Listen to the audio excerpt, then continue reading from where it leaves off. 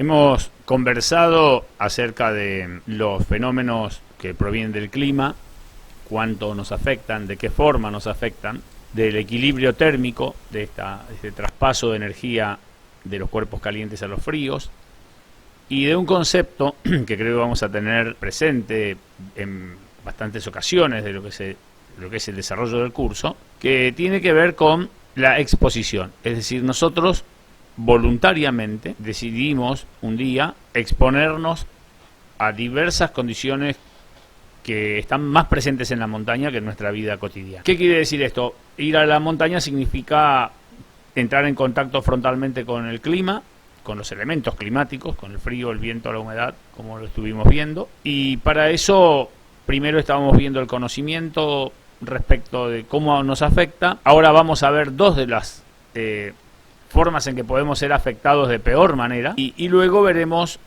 la forma en que podemos protegernos de esto, ¿no? Como en nuestro caso, el caso del curso de montaña, el caso de la mayor parte de la gente que practica este deporte, esta exposición tiene una condición racional importante, es decir, no es lo mismo que un náufrago o un superviviente de un accidente aéreo, no tiene nada que ver.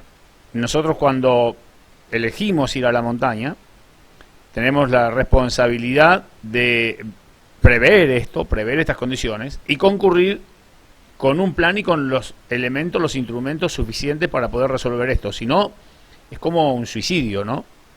Por eso no avanzamos mucho en algunas cuestiones que tienen que ver más con las casualidades de la supervivencia. En nuestro caso va a haber pocas casualidades. Entonces, por ahí es donde tiene que ver esto y cómo esto posteriormente va a afectar a la planificación y va a afectar a nuestras operaciones en los lugares de montaña. Las bajas temperaturas tienen sobre nosotros distintos efectos. Tienen un efecto psicológico inmediato, porque no estamos acostumbrados al frío. Nosotros, por fortuna, o tal vez no, vivimos en un lugar con un clima tremendamente benigno. En nuestra vida cotidiana no tenemos que lidiar con grandes tormentas, con fríos extremos. El contacto con el frío psicológicamente nos afecta. Nos afecta por precisamente la falta de costumbre. Si nosotros nos exponemos demasiado al frío, por las razones que sea, porque estamos lesionados, entonces estamos caídos sobre la nieve o sobre la roca helada, nos afecta un viento demasiado fuerte, estamos demasiado agotados. Acá estamos hablando de dos cosas que pueden estar unidas a la vez, puede ser todo junto, puede ser que estemos lesionados y agotados y expuestos, ¿no? En un lugar donde estamos a merced de los elementos de la naturaleza. Lo que va a pasar es que rápidamente va a empezar a caer nuestra temperatura corporal, va a bajar. Nosotros tenemos una temperatura corporal de 36.5 grados Celsius, eso es lo normal para funcionar. Esa temperatura, una caída de 1 grado a 35.5, 35 grados, produce los primeros síntomas de la hipotermia. Los primeros síntomas de la hipotermia son los temblores y alguna pérdida de coordinación, un poco de torpeza, sobre todo en la motricidad fina. Eso es una hipotermia leve. Eso pasa si no hay una acción que permita elevar la temperatura corporal. Esto es un proceso lineal. Si no se interrumpe, continúa en una misma línea hasta llegar a lo peor, que es una temperatura de 25 grados, 27 grados, donde la persona termina falleciendo. Luego de esta hipotermia leve, por abajo de los 35 grados, de los 35 a los 33 grados, ya se produce un enlentecimiento del habla. Es difícil entender a las personas, y también hay un estado de confusión. Las personas no saben, pierden el control temporal, entonces no saben bien cuánto hace que están en marcha, no saben bien dónde están, también hay un problema espacial, pierden la ubicación, se desorientan rápidamente, lo cual obviamente complica más las cosas. Por abajo de los 33 grados viene la hipotermia severa. A esta temperatura, esta rigidez muscular, prácticamente se imposibilita caminar y está imposibilitado de erguirse la persona. Es decir, va a estar en el piso. Si es en la montaña, en condiciones de frío, imagínense la cantidad de pérdida de calor por conducción. Alguien que ya tiene poco calor está perdiendo calor a una tasa mucho más alta. A esta temperatura también se toman decisiones irracionales, se pierde mucho. Obviamente lo que nosotros hemos dicho, el control situacional, a esta altura se perdió completamente. Y por último, Esto es algo que a mí me ha llamado la atención. He visto creo que 2 o 3 personas que murieron de hipotermia en mi vida. Y el hecho de que en el último instante parece que hay un pulso que manda mucha sangre a la periferia del cuerpo, hace una sensación de calor y las personas se quitan la ropa. Entonces, varios, dos que vi en este caso, en esta situación, más otros que he sabido, terminan con muy poca ropa, ¿no? Como este último pulso donde el cuerpo agota su última energía, la persona termina muriendo. Es decir, la hipotermia no es un problema menor. Entonces, nosotros tenemos como un mini protocolo de tratamiento en terreno de la hipotermia, porque una cosa es el tratamiento de la hipotermia en un establecimiento hospitalario hecho por médicos y por personal capacitado y con medios, y otra completamente diferente es tratar a un hipotérmico en medio de la montaña. Entonces, este protocolo lo primero que dice es tratar de aislar a quien está padeciendo la hipotermia, aislarlo del piso rápidamente, poniendo mochilas, cuerdas, lo que haga falta. Si no, se lo puede trasladar, ¿no? Hasta un lugar, hasta un campamento, por ejemplo. No hay muchos refugios en nuestras montañas, afortunadamente, a pesar que es más riesgo, es mucho mejor que no los haya. Tratar de llevarlo al campamento, aislarlo para que no se siga enfriando. Si se alcanza un campamento, está la posibilidad de cambiarle un poco de ropa. Si adentro de una carpa, se puede cambiar la ropa por ropa seca. Esto sería importantísimo. Darle de beber líquidos dulces y tibios a calientes, pero no bebidas muy calientes. Las bebidas muy calientes son un problema porque lo más probable es que se produzcan quemaduras, como hay insensibilidad y torpeza, terminamos haciéndole más mal que bien. Entonces simplemente tienen que ser bebidas tibias a calientes, pero no un vaso de café hirviendo, ¿no? No frotar ni dar masajes a las extremidades del accidentado, porque esto llevaría... ¿Cómo es este proceso? Es decir, el cuerpo va a privilegiar el flujo sanguíneo a las partes importantes. Primero el cerebro, y después a las vísceras y los órganos importantes. Y va a escasear la circulación en la periferia, es decir, no va a haber mucha circulación en las manos ni en los pies.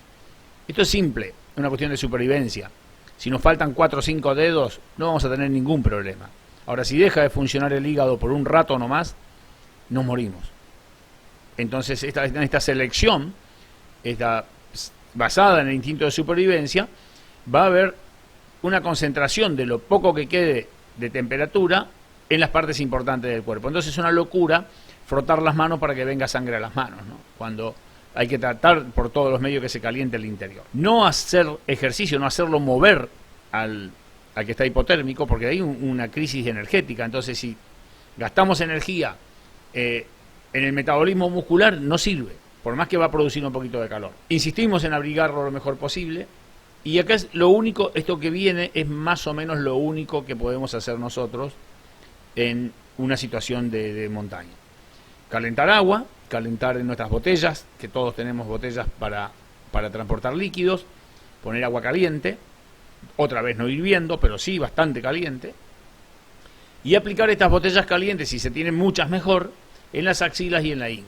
Por allí pasan la mayor parte de las grandes venas y arterias, entonces vamos calentando el circuito de sangre y de esta manera llega calor a los órganos y de a poco la persona se empieza a recuperar. De ninguna manera suministrar bebidas alcohólicas porque es absolutamente contraproducente, y creo que con esto es posible sacar a una persona de una hipotermia. Y en esto hay que tener también un criterio de prioridades. Si alguna persona se accidentó, esto es un proceso que puede ser bastante normal en la montaña, tuvo un accidente, una caída, quedó una noche expuesto, tirado por ahí, tiene diversas lastimaduras que nosotros como montañeros no podemos evaluar muy bien, y notamos que está hipotérmico, la hipotermia es prioritaria.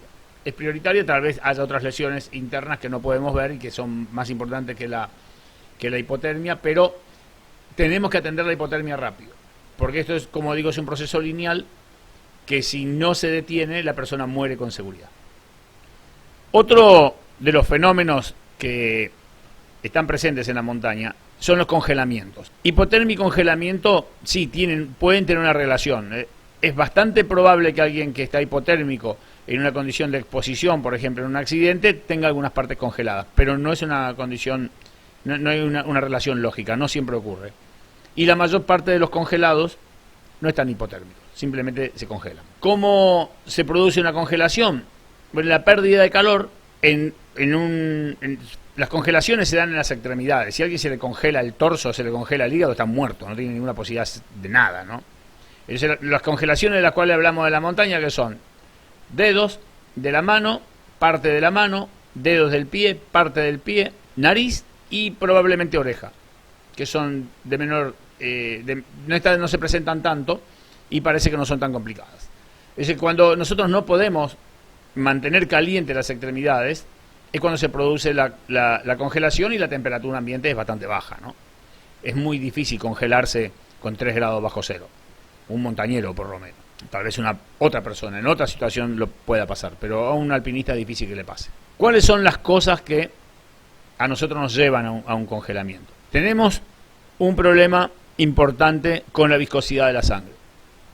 A medida que hacemos ejercicio en la montaña, nuestros niveles de hidratación son bajos y esto hace que la viscosidad de la sangre vaya en aumento. La sangre es cada vez más espesa, entonces la irrigación capilar que llega a la piel, como esos capilares son tan finitos, ese movimiento de sangre es mucho menor. Ese es un problema, esa es una causa, y eso hace que al no haber movimiento de sangre en las extremidades y el clima esté frío, empiece a congelarse allí algunas partes acuosas de los tejidos. La otra cosa, y que eso sí está relacionado siempre, es cuando hay un nivel de agotamiento muy grande.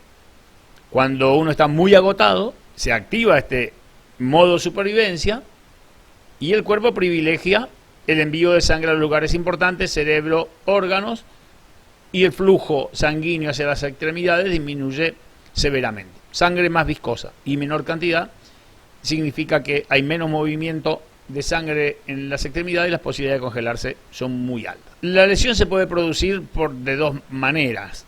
Una es porque tocamos el hielo y hay transmisión de frío directo, que es no es lo habitual, y después porque se van congelando y se forman coágulos al nivel de las venas, ¿no? Esto es lo más normal, y este episodio también tiene varios pasos, hay con varios niveles de congelamiento, según la cantidad de tiempo, importa la cantidad de tiempo que estamos expuestos, como así también el estado en que estamos nosotros. Hay un congelamiento de primer grado, que se nota un pequeño enrojecimiento, una ligera hinchazón en los dedos, pero no hay ampollas, y esto, que es lo más común que nos pueda pasar, vuelve a la normalidad al cabo de algunos días, aunque normalmente igual deja alguna secuela. Uno tiene unos pocos dedos que con frío se ponen duros rápidamente, se ponen blancos, deja una memoria el congelamiento, aunque sea de primer grado. El congelamiento de segundo grado es mucho más complicado, porque aparecen como ampollas que suelen ser rojas, suelen ser sangrantes, cuando es más grave. Las manos o los pies pierden sensibilidad, y esto ya requiere un poco más de cuidado, porque acá puede empezar a morir tejidos. No podemos determinar en una situación de montaña exactamente el nivel de daño que hay, entonces va a necesitar los cuidados de los cuales voy a hablar posteriormente. Estas congelamientos de segundo grado demoran meses en cicatrizar completamente, también muchos meses en recuperar la sensibilidad normal, y dejan una memoria todavía más grande para otras ocasiones de frío. El tercer nivel de congelamiento, ya no hay ampollas, el tejido está siempre frío, está completamente muerto, y rápidamente toma el color negro. Esto es mucho más delicado, porque ese tejido muerto puede producir una infección y la persona puede quedar en una situación mucho más comprometida a corto plazo. ¿Cómo tratamos en el terreno las congelaciones? Primer cosa, no recalentar el lugar. No frotar, golpear ni refregar. Tenemos que recurrir de inmediato a un tratamiento como si la persona estuviese hipotérmica, es decir, aislarlo rápidamente y buscar que se rehidrate lo más posible, tener buena rehidratación, y lograr un estado de confort corporal en cuanto a su temperatura, hidratación y alimentación, para que pueda el cuerpo reaccionar con fuerza para tratar de recuperar estos tejidos, que algunos están muertos u otros están congelados. Para recuperar las zonas congeladas en terreno, Esto se hace calentando agua, más o menos unos 37 grados. Esto es fácil medirlo, uno mete un dedo y si no quema está bien. A la cual se le pueden añadir antisépticos suaves, el jabón Espadol, que es lo que yo he usado, o le he puesto Pervinox al agua, y se va lavando la parte congelada. Una vez que está bien caliente con esto, o sea, de alguna manera se le ha calentado un poco y además se le ha desinfectado, debe permanecer esto envuelto, no debe tener contacto la zona congelada con la tierra, ni con utensilios, ni con nada. La persona congelada no estaría en condiciones de seguir escalando, por ejemplo, pero a veces hay que seguirlo haciendo porque no hay forma de evacuar una montaña de otra manera, pero debería no hacerlo. Es decir, que es importante mantener la zona congelada en las máximas condiciones de higiene posible y protegerla de golpes y rozaduras. Yo particularmente, que no sé nada de medicina ni nada, siempre que me encuentro con alguien que me pregunta por esto, yo le sugiero que si son dedos de la mano, sobre todo, que son más fáciles de cuidar que los de los pies, cuando está congelado el dedo, si le hace este tratamiento, se lo envuelve, además inmovilizarlo como si estuviese fracturado. ¿Por qué? Porque al no doblar la mano, evitamos que la piel se resquebraje en los pliegues. Y además invitamos a que no la use mucho, al tener inmovilizado uno o dos dedos. Y esto evita, al no resquebrajarse la piel, evita el ingreso de partículas o otros contaminantes que pueden complicar muchísimo la situación, porque ese lugar tiene las defensas muy bajas y hay tejido probablemente muerto, y si todavía ingresan virus o bacterias, esto se puede complicar muchísimo más. Esto sería el tratamiento para un congelamiento.